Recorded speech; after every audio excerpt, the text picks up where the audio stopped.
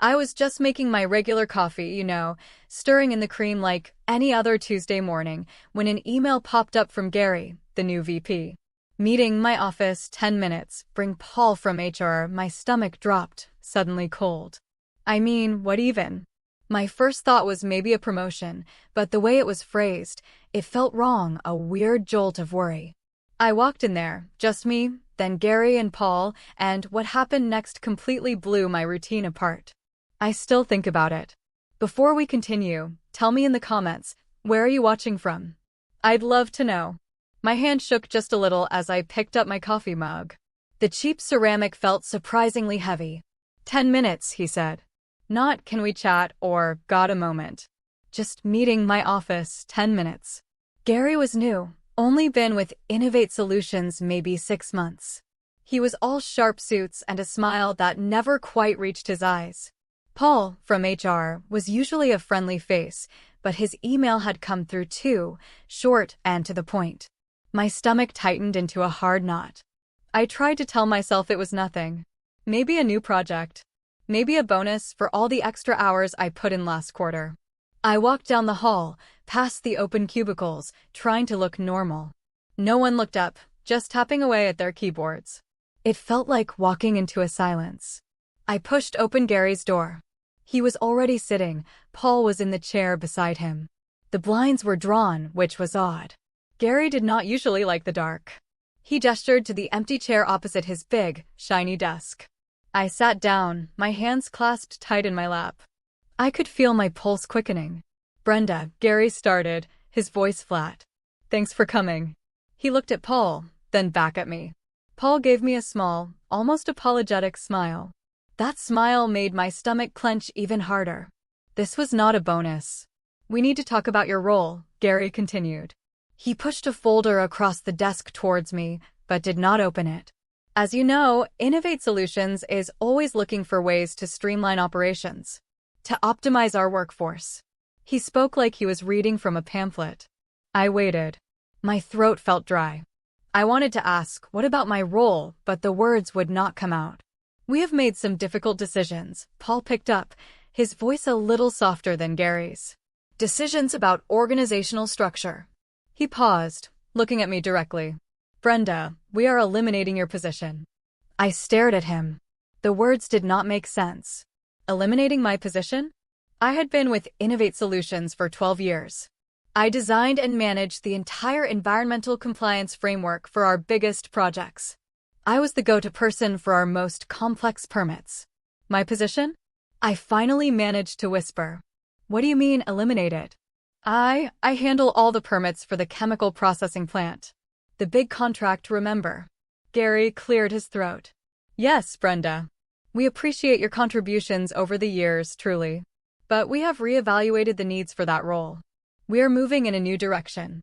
A more automated approach, shall we say. He finally opened the folder. Automated? I said, a laugh bubbling up, a strange, choked sound. You cannot automate an operating license. You cannot automate the environmental impact assessments. Those need a human expert. Someone who understands all the nuances. My voice was rising now. I felt a flush of heat creeping up my neck. I am the only one here who holds the Level 3 Environmental Operations license for the West Coast facility. You need that for the new expansion, for everything. Gary's smile did not change. We are confident we can manage those requirements internally. Or perhaps outsource some aspects. It is a matter of redundancy, Brenda. Nothing personal. He pushed a piece of paper towards me. Here is your severance package. 2 weeks pay per year of service, plus benefits for 3 months. Paul will walk you through the details. I did not look at the paper. I felt a sudden, ice-cold fury. Redundancy? After all those late nights, the weekends I spent deciphering regulations, the times I literally saved their big contract by catching a mistake no one else saw, it was a slap in the face. A real, stinging slap. My hands started to tremble again, but this time with anger, not fear. Redundancy, I repeated, the word tasting bitter. So all my years, all my expertise, it means nothing? I stood up. My chair scraped loudly against the floor. You think you can just replace me? For that Level 3 license, You need specific qualifications, specific experience. It is not just a piece of paper. It is me. I am that license. I am the only one who renews it, who maintains it, who ensures compliance. I could feel tears stinging my eyes, but I blinked them back. I would not cry in front of Gary. Paul shifted in his chair. Brenda, please understand. This is a difficult conversation for everyone. Difficult for everyone? I scoffed. It is difficult for me. You're just cutting costs. You do not care about the impact. You do not care about the actual operations. I looked at Gary. He was just watching me, his face impassive. That cold, unfeeling look. It was like I was just a number. A line item on a spreadsheet. I took a deep breath. Fine, I said, my voice surprisingly steady now. If that is how it is. Just know this. That level 3 license? It does not just sit in a file. It is active because I am active. And without me, well, I guess you will find out. I turned and walked out, leaving the severance papers untouched on his desk. The door closed behind me with a soft click. As I walked back past the cubicles, I did not look at anyone. My humiliation burned like a fire inside me. I wanted to scream. I wanted to cry. But then, as I stepped out into the bright afternoon sun, a single thought pushed through the haze of anger and hurt. That license. My license. It was not just for them. It was mine. And it just might be the key to everything. The first few days after being fired were a blur of anger and disbelief. I just sat at home, staring at the walls, going over the meeting again and again. Redundancy. The word echoed in my empty apartment. I felt cheap, discarded, like an old piece of office furniture. My phone barely rang. A few pity texts from former colleagues, but no real support. It was like I vanished overnight. I felt completely alone. I let myself wallow a bit, ate too much ice cream, watched bad TV. It was all I could do to keep from breaking down completely. But then, the anger started to settle and a colder, more determined feeling took its place. That level 3 environmental operations license. It was not just a big deal for Innovate Solutions, it was a big deal for the entire West Coast region. Very few people held it, and it was hard to get. It covered specific hazardous materials, complex waste management, and the overall environmental safety for large-scale industrial operations, like their chemical processing plant. My license. Without it, their plant could not legally operate certain critical functions. I started to do some digging. First, I checked my personal files, confirming the exact details of the license and its renewal schedule. It was current. It was in my name. And it was non-transferable without a complex, months-long application process and a new qualified individual. I remembered conversations with the state environmental agency, how strict they were. There was no quick fix. This was not a general permit anyone could just pick up. It was specialized. I felt a slow, growing satisfaction in my gut. They had truly underestimated me. Next, I reached out to Doris, an old friend from the industry, someone I trusted. She worked at a different company, but knew all the players. We met for coffee at a quiet place away from downtown. So, Brenda, she said, stirring her latte, I heard you left Innovate Solutions. What happened? I took a deep breath. They fired me, Doris. Called it redundancy. I tried to keep my voice even. Doris gasped. What? That is insane. You are the backbone of their environmental compliance. Especially with the West Coast plant. They're planning that big expansion, right? How are they going to manage the permits without you? Nobody else there has your level 3. I just smiled, a small, tight smile. That is what I was wondering too, Doris. How will they manage? I did not tell her my plan, not yet. I just listened. Doris confirmed what I suspected. Innovate Solutions was deeply reliant on me for that specific plant. She mentioned hearing rumors about some internal restructuring at Innovate Solutions regarding their environmental department. People were confused. They did not seem to have a clear replacement for my expertise. Over the next few weeks, I shifted gears. I updated my resume, not with a sense of desperation, but with a quiet confidence. I applied for jobs that were a step up, positions where my unique license and experience would be even more valued. I also started investing some of my savings more aggressively. I had always been careful with money, but now I felt a drive to build something big for myself. I consulted with a financial advisor, a brilliant woman named Alex, who helped me understand leverage and smart, calculated risks. I wanted to be more than just employed. I wanted to be powerful. I landed a fantastic new role as Director of Environmental Compliance at a smaller, but rapidly growing, competitor called Green Horizon Incorporated. The pay was significantly better, the culture was respectful, and they immediately saw the immense value of my Level 3 license. It was a perfect fit. I accepted the offer with a thrill of vindication. This was not just a job, it was a launchpad. Months passed. I was busy, thriving at Green Horizon.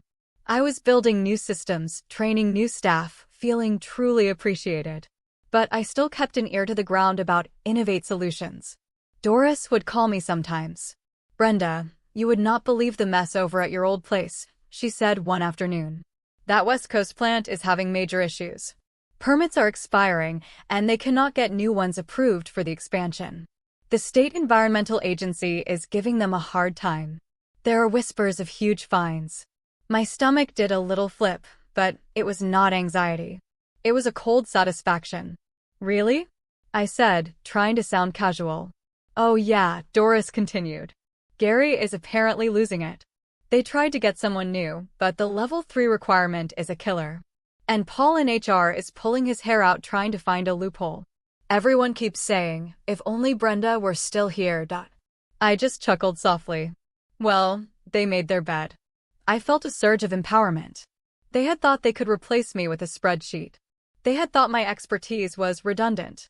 Now they were facing a crisis. And I was not just okay. I was better than okay. I was building a new life, a stronger financial future, and my $3 million in assets, carefully managed with Alex's help, was growing steadily. I was not just surviving. I was winning. And they were just starting to realize what they had truly lost. Life at Green Horizon Incorporated was good. Really good. I loved my team, my boss valued my input, and I was making a real impact. The $3 million I had amassed through smart investments and careful management, guided by Alex, was a constant reminder of my new financial independence. It was a silent testament to my resilience. I felt powerful, secure. And then, the call came. It was a Sunday evening. My phone buzzed with an unknown number. I almost ignored it, but something made me answer. "Brenda," a familiar voice said. My blood ran cold. It was Paul from Innovate Solutions HR. His voice sounded strained, a little desperate. "Paul," I replied, keeping my voice neutral. "To what do I owe the pleasure?" He cleared his throat. "Brenda, listen. We have a situation here at Innovate. Specifically with the West Coast plant. The environmental permits. We really need your expertise." I waited. I did not say a word. Let him squirm. "Gary, he has asked me to reach out," Paul continued, almost stammering. "Things are, well, they are not going well. The state is threatening massive fines. Operations are being scaled back. The expansion is completely on hold. We cannot find anyone with your Level 3 license. We thought we could outsource, but it is too specific, too complex." "I am sorry to hear that, Paul," I said, a slight, almost imperceptible smile playing on my lips. "It sounds like a real problem." "It is a real problem, Brenda," he burst out, his professional facade cracking. "We need you to come back. As a consultant, initially. Or maybe we can talk about a new, revised role. Whatever it takes." My heart hammered, not with fear or anger, but with a quiet triumph. This was it. The moment I had been preparing for. "Paul," I said, slowly, carefully. "I have moved on. I have a new position. A very good one. I am thriving. We will match any offer, Brenda," he said, his voice rising in desperation. "We will give you a raise, a title bump, anything you want. Just, please. We are looking at a complete shutdown of the plant without that Level 3 expertise." I paused. "Tell Gary to schedule a meeting," I said, my voice firm. "Not as an employee, but as a meeting between professionals. And I will consider it." The meeting was set for Thursday. I walked into Innovate Solutions' lobby, not with the lingering ghost of humiliation, but with a straight back and a calm demeanor. The receptionist, who had seen me every day for years, looked up, her eyes wide with surprise. "Brenda," she whispered. I just smiled and told her I was there for a meeting with Gary. When I walked into Gary's office this time, it was different. Gary, Paul, and even Mr. Henderson, the CEO of Innovate Solutions, were all sitting there. The blinds were open, letting in the full glare of the afternoon sun, almost like a spotlight. They all stood when I entered. They stood.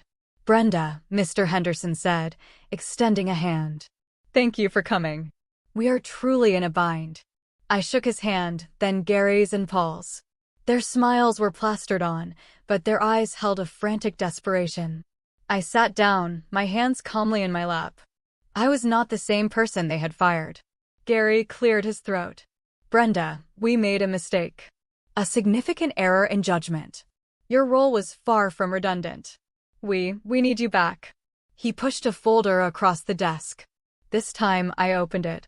It was an offer letter. A significantly higher salary, a director title, stock options. It was a good offer, a very good one. But it was not enough. I looked at them one by one. "I appreciate the offer," I said, my voice steady, even. "But I cannot accept it." Gary's face fell. Paul looked devastated. Mr. Henderson leaned forward.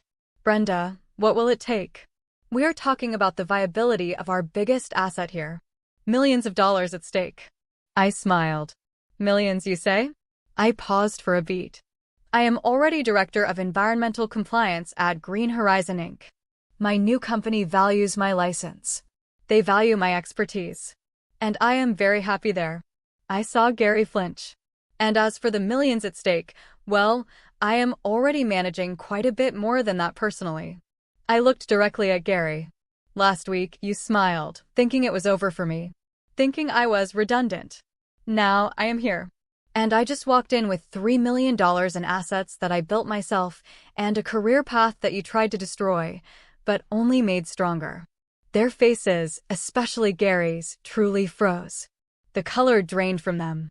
It was a silence so thick you could almost touch it. They looked utterly stunned.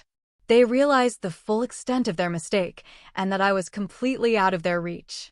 "The Level 3 license," I continued, "it remains with me. It serves Green Horizon Incorporated. Innovate Solutions needs to find its own solution. And it will not be me." I stood up. "Thank you for your time." I turned and walked out, leaving their generous offer untouched on the desk. The silence that followed me was deafening. I felt no anger, no bitterness, only a profound sense of peace. I had faced my humiliation, built myself anew, and delivered my revenge not with malice, but with undeniable success. Innovate Solutions eventually had to sell off the West Coast plant at a massive loss, a direct result of their operational paralysis without the critical license. I heard Gary was eventually let go. But that was their problem, not mine. I had found my true worth, not in their validation, but in my own strength and independence. That feeling, walking out of there, knowing I was truly free and on my own path, it was everything. So, tell me, have you ever had a moment where you felt underestimated, only to come back stronger than anyone expected? Share your story below.